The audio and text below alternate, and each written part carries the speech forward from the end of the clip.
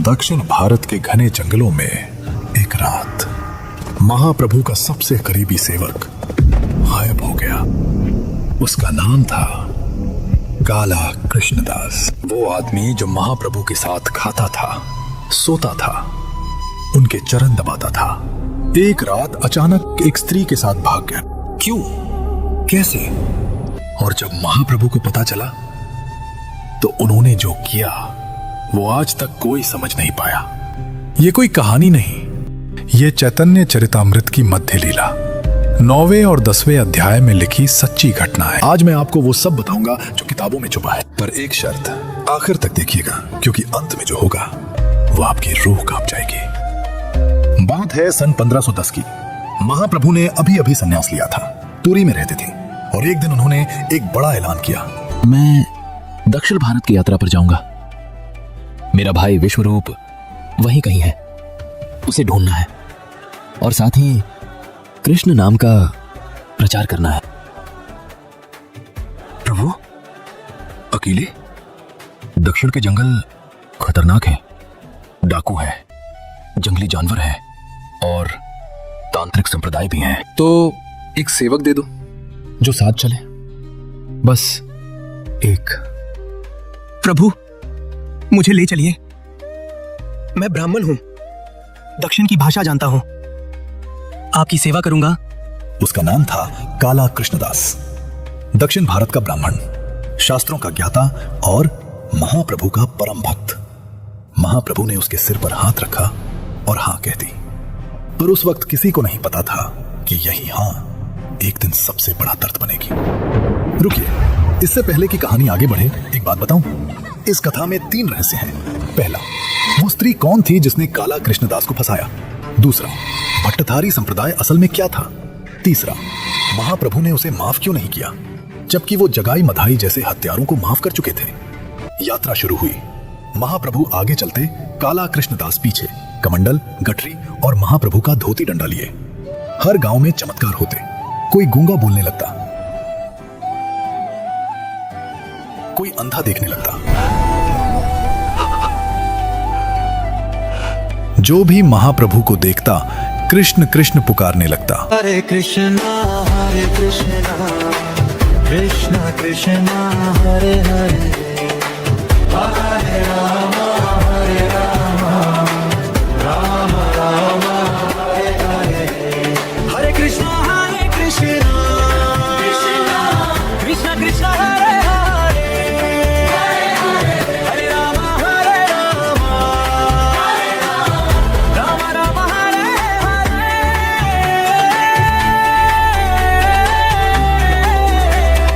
काला कृष्णदास सब देखता और हर रात महाप्रभु के पैर दबाते हुए सोचता, मैं कितना भाग्यशाली हूँ, साक्षात भगवान मेरे साथ हैं। मैं इनकी सेवा में प्राण भी दे दूं तो भी कम है। महीनों बीत गए। महाप्रभु ने रामानंद राय से मिलकर प्रेम भक्ति का परम रहस्य जाना। कूर्म क्षेत्र में वासुदेव कुष्ठी को ठीक किया। तिरुपति, कांची, श्रीरंगम, हर जगह कृष्ण प्रेम की लहर दौड़ गई और काला कृष्णदास हर दिन और गहरा भक्त बनता गया। पर जैसे ही वो मलाबार के जंगलों में पहुंचे, कहानी ने एक मोड़ लिया जो किसी ने सोचा भी नहीं था।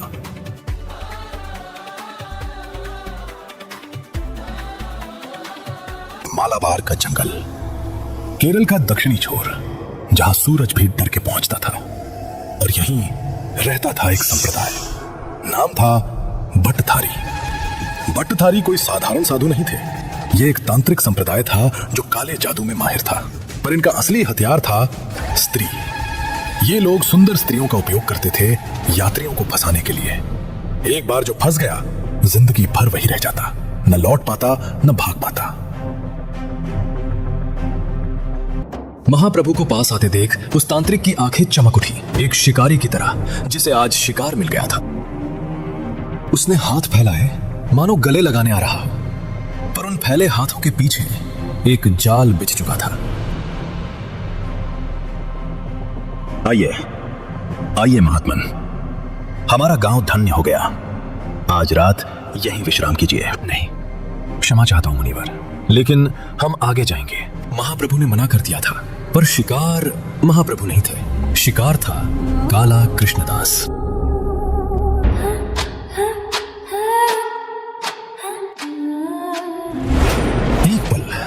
बस एक पल में वर्षों की भक्ति डगमगा गई। माया ने अपना पहला तीर चला दिया था। ब्राह्मण देव, आप थके हुए हैं, कम से कम जल तो ग्रहण कीजिए। मेरे हाथ का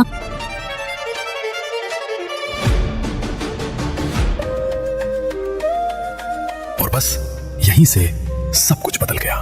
कृष्णदास, चलो अभी। शरीर महाप्रभु के पीछे चल रहा था, पर मन वहीं रुक गया था, उस लाल साड़ी वाली स्त्री के पास। और जब मन भटक जाए तो पतन निश्चित है। उस रात महाप्रभु सो गए, पर काला कृष्णदास सो नहीं पाया। उसकी आंखों के सामने सिर्फ एक ही चेहरा था। उसके कानों में सिर्फ एक ही आवाज थी, ब्राह्मण देव, कम से कम जल तो ग्रहण कीजिए। मेरे हाथ का उसके दिल में पहली बार कृष्ण नहीं कोई और था। प्रभु, मुझे माफ करना, सिर्फ एक बार उससे मिलकर आता हूं। और वो दौड़ पड़ा अपने ही वचन को तोड़ने के लिए। उसी रात, उसी अंधेरे में, जिस गुरु ने उसे प्राणों से भी ज्यादा प्यार किया था, उसे सोता छोड़कर वो माया के पीछे भागा। जंगल पार किया और जा पहुंचा उसी गांव में जहां वो स्त्री पहले से उसका इंतजार कर रही थी। मुझे पता था तुम आओगे ब्राह्मण देव।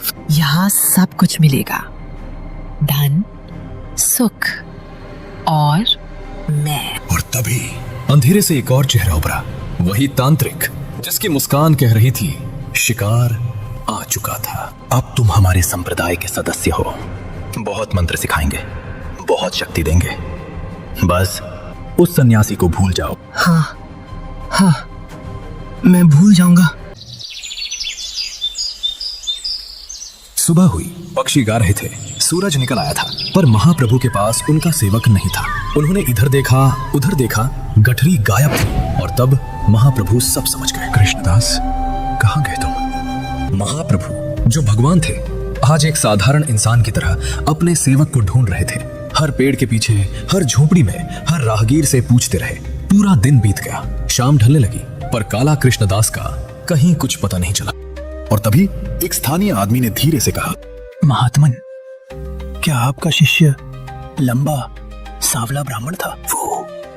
वो पट्टधारियों के साथ है, उत्तर की तरफ, पर वहां मत जाइए। वो लोग खतरनाक हैं, तांत्रिक हैं, जिसको पकड़ लेते हैं वापस नहीं छोड़ते। मेरा कृष्णदास फंस गया है, मुझे जाना ही होगा। महाप्रभु आगे बढ़ते रहे, अकेले, न कोई सेना, न कोई हथियार, सिर्फ एक दंड और एक कमंडल। पर उनकी आंखों में जो तेज था, उसके आगे 1000 तलवारें भी छोटी थी। उधर गांव में अनुष्ठान शुरू हो चुका था। आग की लपटों के बीच काला कृष्णदास बैठा था, नए वस्त्र, माथे पर तिलक। वो भूल चुका था कौन था वो और किसे छोड़ कर आया था। और तभी आग की रोशनी में एक छाया उभरी। महाप्रभु अकेले निहत्थे थे। तांत्रिक उठ खड़े हुए, हाथों में चमकती छुरियां। एक तरफ अंधकार की पूरी सेना और दूसरी तरफ सिर्फ एक संत। तो फिर आ गया, ये अब हमारा है, चला जा वरना। सरदार ने छुरी उठाई। 50-60 तांत्रिकों ने महाप्रभु को चारों ओर से घेर लिया। मौत हर तरफ से करीब आ रही थी, पर महाप्रभु मुस्कुरा रहे थे। उन्होंने आंखें बंद की एक पल के लिए, और जब आंखें खुली तो उनमें कोई साधारण मनुष्य नहीं था। उनमें से एक ऐसा तेज निकला जिसके आगे आग की लपटें भी फीकी पड़ गई। उस एक आवाज ने वर्षों की नींद तोड़ दी। काला कृष्णदास चौंका, जैसे किसी गहरे सपने से जाग रहा हो। उसकी आंखों पर छाया माया का पर्दा धीरे धीरे फटने लगा। वो जो भी मंत्र थे टूट गए, वो जो भी जादू था खत्म हो गया। भट्टधारी जो वर्षों से इस काले जादू में डूबे थे, डर के मारे जमीन पर गिर पड़े। और काला कृष्णदास पहली बार जागा। प्रभु, मुझे क्षमा कर दीजिए। मैं नहीं जानता मेरे साथ क्या हुआ। मैं पागल हो गया था। उठो, चलो। दिन बीते, हफ्ते बीते, महाप्रभु आगे चलते, काला कृष्णदास पीछे। पर अब वो काला कृष्णदास नहीं था, और महाप्रभु वो महाप्रभु नहीं थे जो उसके सिर पर हाथ रखते थे। एक चुप्पी थी, एक दूरी थी, जो काला कृष्णदास को रोज अंदर से तोड़ रही थी। लंबे कठिन सफर के बाद आखिरकार महाप्रभु पुरी पहुंचे। और जैसे ही भक्तों ने उन्हें देखा, नित्यानंद, अद्वैत, स्वरूप दामोदर सब दौड़ पड़े। आंखों में आंसू थे, दिल में खुशी। महीनों की चिंता एक पल में पिघल गई। प्रभु, आप वापस आ गए। इतने महीने हम कितने चिंतित थे। सबने महाप्रभु को गले से लगा लिया।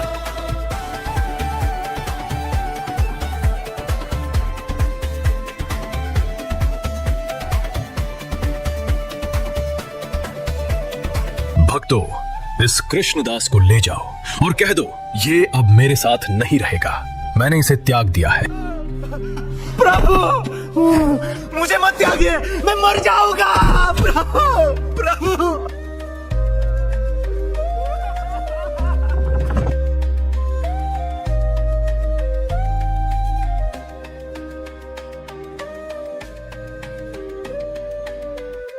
प्रभु, आपने जगाई मधाई को माफ किया जिन्होंने मुझ पर हमला किया। फिर कृष्णदास को क्यों नहीं? निताई, जगाई मधाई ने मुझे नहीं जाना था। उन्हें पता नहीं था मैं कौन हूं। उनका पाप अज्ञान का पाप था। पर कृष्णदास, उसने मुझे जाना, मेरे साथ रहा, मेरे चमत्कार देखे, मेरा प्रेम जाना। ये उसका दोष नहीं निताई, ये माया की शक्ति है, इतनी प्रबल कि मेरे पास रहकर भी आदमी फिसल सकता है। मैंने स्वयं कहा था, मम माया दुरत्यया, मेरी माया को पार करना सहज नहीं। मैंने उसे त्यागा नहीं। मैंने बस इतना चाहा कि आगे मेरे साथ वो चले जिसका मन स्थिर हो, जो माया के पीछे ना भागे। ये मेरी क्रूरता नहीं, मेरा सबसे बड़ा प्रेम है। महाप्रभु ने भले ही उसे अपने से अलग कर दिया, पर उनके भक्तों ने उसे नहीं छोड़ा। नित्यानंद, जगदानंद, मुकुंद, दामोदर, इन्हीं भक्तों ने उसे फिर गले लगाया, सेवा में लगाया और बंगाल भेज दिया भगवान जगन्नाथ का प्रसाद बांटने के लिए। और कहते हैं उस दिन के बाद कृष्णदास के होठों पर बस एक ही नाम रहा, हरे कृष्ण। वो पीड़ा जो उसे माया से छुड़ा गई, वही उसका सबसे बड़ा वरदान बन गई। कुछ बातें चैतन्य चरितामृत में लिखी हैं और कुछ सिर्फ भक्तों के दिलों में। और यही इस कथा की सबसे बड़ी सीख है। माया किसी को भी गिरा सकती है, पर भगवान और उनके भक्तों की शरण हर गिरे हुए को फिर उठा देती है। अगर इस कथा ने आपकी आंखें नम कर दी तो एक बार हरे कृष्ण कमेंट में जरूर लिखिए।